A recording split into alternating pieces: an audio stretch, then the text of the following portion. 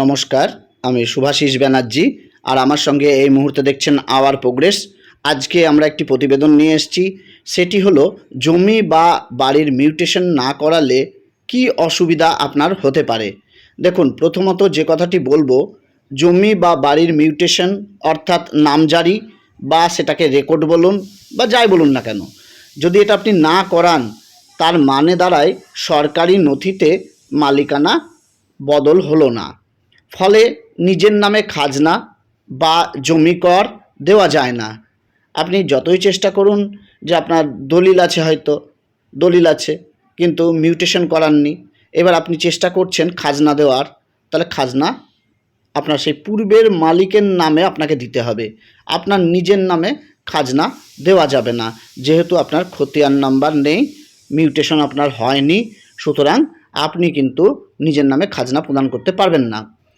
ভবিষ্যতে সম্পত্তি বিক্রি বা হাত বদল করা কঠিন হয়ে দাঁড়াবে, যেহেতু আপনার নামে মিউটেশন নেই। সেহেতু যতই দলিল থাক তবুও সেই সম্পত্তি অনেকে কিনতে চাইবে না, এটা একটা বিষয়। আগের মালিকের প্রতারণার মাধ্যমে জমি বেহাত হওয়ারও ঝুঁকি থাকে। আইনি ও উত্তরাধিকারী সূত্রে চরম ভোগান্তি পোহাতে হতে পারে আপনাকে।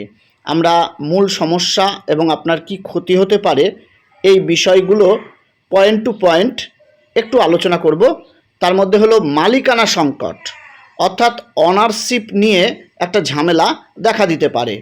সরকারি ভূমি দপ্তরে আগের মালিকের নামই থেকে যায়, অর্থাৎ আপনারা জানেন BL&LRO অফিসে যে নথি নেওয়া হয় মিউটেশনের জন্য, তারা কিন্তু সেইগুলো তাদের ভলিউম বইয়ে সংরক্ষিত করে রাখে এবং সেখানে আপনার একটা খতিয়ান তৈরি হয় এবং সেই খতিয়ানে আপনার নাম, আপনার জমির পরিমাণ, আপনার এই জমিটা কোন খতিয়ান থেকে আসলো অর্থাৎ বিগত যে খতিয়ান নাম্বার সেটাও কিন্তু থাকে এবং কিসের ভিত্তিতে আপনার রেকর্ড হলো সেটা কিন্তু সবই আপনার ভলিউম বইয়ে থাকে। কিন্তু যদি আপনি মিউটেশন না করান তাহলে তো এই তথ্যগুলো কোনোটাই ভলিউম বইয়েও থাকবে না বা কোনো কিছু সরকারের কাছে যাবে না। এবার আপনারা বলতে পারেন আমরা তো রেজিস্ট্রি করেছি, তাহলে রেজিস্ট্রি অফিসে নিশ্চয়ই থাকবে। হ্যাঁ, রেজিস্ট্রি অফিসে আপনার দলিলের তথ্য থাকবে, কিন্তু আপনার যে পর্চা বা মিউটেশনের তথ্য সেটা কিন্তু BLRO অফিসে থাকে। এই দুটো সম্পূর্ণ আলাদা, আর দুটো ডিপার্টমেন্টও আলাদা, তাদের মধ্যে সামঞ্জস্য নেই। সুতরাং আপনার কিন্তু মুশকিলে পড়ে যাবেন সেক্ষেত্রে। সেজন্য আপনাকে আলাদাভাবে মিউটেশনের আবেদন করতে হয়। খাজনা বা কর প্রদান অসম্ভব। নিজ নামে মিউটেশন খতিয়ান না থাকলে ভূমি কর বা প্রপার্টি ট্যাক্স দেওয়া যায় না। যদি আপনার নামে খতিয়ান নাই তাহলে আপনি কিভাবে ট্যাক্স দেবেন? সে তো পূর্বের মালিকের নামে খতিয়ান আছে, তাহলে যখনই ট্যাক্স দিতে যাবেন সেই পূর্বের মালিকের নাম দেখাবে। এবার সেক্ষেত্রে যদি ট্যাক্স আপনি প্রদান করে দেন কোনো রকমে পূর্বের মালিকের নামে, তাহলে কিন্তু একটা বিপদ ঘটতে পারে। পূর্বের মালিক তখন বলতে পারে যে আমি জমিই বিক্রি করিনি, এটা বলতে পারে। সেক্ষেত্রে কিন্তু আপনি অসুবিধায় পড়তে পারেন। আপনাকে সেক্ষেত্রে আদালতের আশ্রয় নিতে হবে এবং প্রমাণ করতে হবে যে রেজিস্ট্রি অফিসে উনি রেজিস্ট্রি করেছিলেন, হাত বদল হয়েছিল, অনেক কিছু আপনাকে প্রমাণের বিষয় রয়েছে। সেক্ষেত্রে একটা ঝামেলা অহেতুক আপনার চলে আসবে মিউটেশন না করালে। তৃতীয়ত দেখুন, বিক্রি বা দানে বাধা। মিউটেশন ছাড়া জমি বা বাড়ি বিক্রি নয়।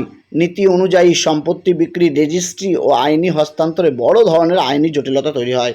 অনেক রেজিস্ট্রেশন অফিসার থাকে, তারা কিন্তু দেখে নেয় যে সম্পত্তিটা কার।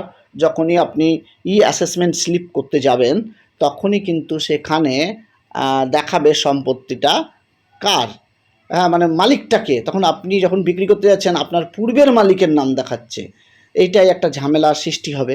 তখন রেজিস্ট্রেশন অফিসার যিনি রয়েছেন উনি কিন্তু আপনার ওই কোয়ারি স্লিপ বা অ্যাসেসমেন্ট স্লিপ ভেরিফাই করবেন না। ঋণ পেতে সমস্যা। ব্যাংক বা আর্থিক প্রতিষ্ঠানগুলি মিউটেশন সার্টিফিকেট ছাড়া গৃহ ঋণ বা বন্ধকি ঋণ অনুমোদন করতে চায় না। এটা তো আপনারা জানেন, সব ব্যাংকের যে ব্যাপার, তারা মিউটেশন পেপার নেবেই। তারপরে শুধু যে ব্যাংকে মিউটেশন পেপার নেয় এমন তো নয়, আপনার সরকারি যে প্রকল্পগুলো রয়েছে সেগুলোতেও মিউটেশন পেপার লাগে। যেমন পিএম কৃষক সম্মান নিধি যদি আপনি করতে যান সেখানে লাগবে, বা আবাস যোজনার ঘর যদি আপনি পেতে চান সেখানে মিউটেশন পেপার লাগবে, এগুলো কিন্তু লাগে। বা অন্য প্রকল্প রয়েছে আরও, সেগুলো লাগবে আপনার mutation certificate. Where is the জটিলতা? আপনার মৃত্যুর পর আপনার উত্তরাধিকারী বা সন্তানেরা সম্পত্তি নিজেদের নামে ভাগ বা নামান্তরিত করতে গিয়ে জটিল আইনি লড়াইয়ের মুখে পড়বেন, যেহেতু আপনি করে যাননি এটা, মিউটেশনটা করে যাননি।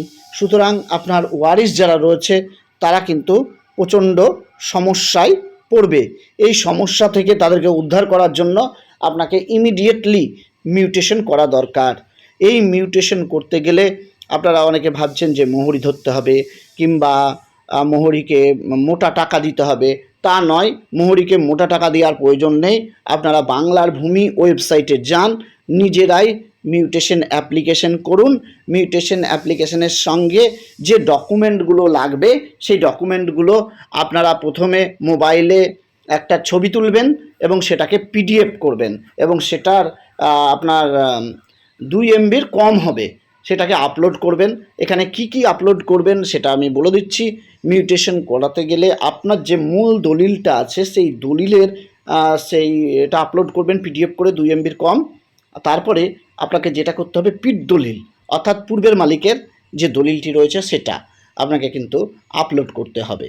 এইগুলো আপলোড করার পর আপনাকে কিন্তু একটা হিয়ারিংয়ের চিঠি দেওয়া হবে। সেই দিন আপনাকে আপনার মূল দলিল এবং পিড দলিল এই দুটো নিয়ে যেতে হবে। আর একটা নোটিশ করা হবে পূর্বের মালিককে, যে তার যদি কোনো অভিযোগ থাকে তাহলে 15 দিনের মধ্যে সে জানাতে পারে বা 30 দিনের মধ্যে জানাতে পারে। এই 30 দিনটা অতিক্রান্ত হয়ে যাওয়ার পর, আপনার হিয়ারিং হয়ে যাওয়ার পর, তখন আপনার নামে মিউটেশন হয়ে যাবে। এখানে কিন্তু শুধু ওই অ্যাপ্লিকেশন ফিজটাই লাগবে, আর কোনো টাকা পয়সা আপনার লাগবে না। আর ওই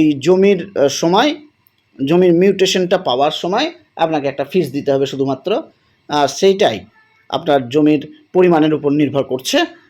আর অনেকে করে কি আপনার 2000-3000 টাকা দিয়ে মোহরির মাধ্যমে করে। আমি বলবো আপনাকে যে সেটা বাংলার ভূমি ওয়েবসাইটে গিয়ে করাটাই বেটার হবে, সবচেয়ে ভালো। বাংলার ভূমি ওয়েবসাইটে কাউকে কোনো টাকা পয়সা দেওয়ার দরকার নেই। তারপরে মিউটেশন সার্টিফিকেট আপনারা বাংলার ভূমি ওয়েবসাইট থেকে আপনার অ্যাপ্লিকেশন নাম্বার বা জিআরএন নাম্বার দিয়ে আপনারা কিন্তু সেখান থেকে মিউটেশন সার্টিফিকেট নিয়ে নিতে পারেন। আর আপনারা যখন আবেদন করবেন তখনই কেস নাম্বার পাবেন আপনার মোবাইলে বা ইমেল আইডিতে। কেস নাম্বার আসবে, সেই কেস নাম্বারটা সযত্নে রাখবেন, কারণ কেস নাম্বারটা প্রয়োজন হয়। যাই হোক, আজকে এইটুকুই আলোচনা করলাম। ধন্যবাদ।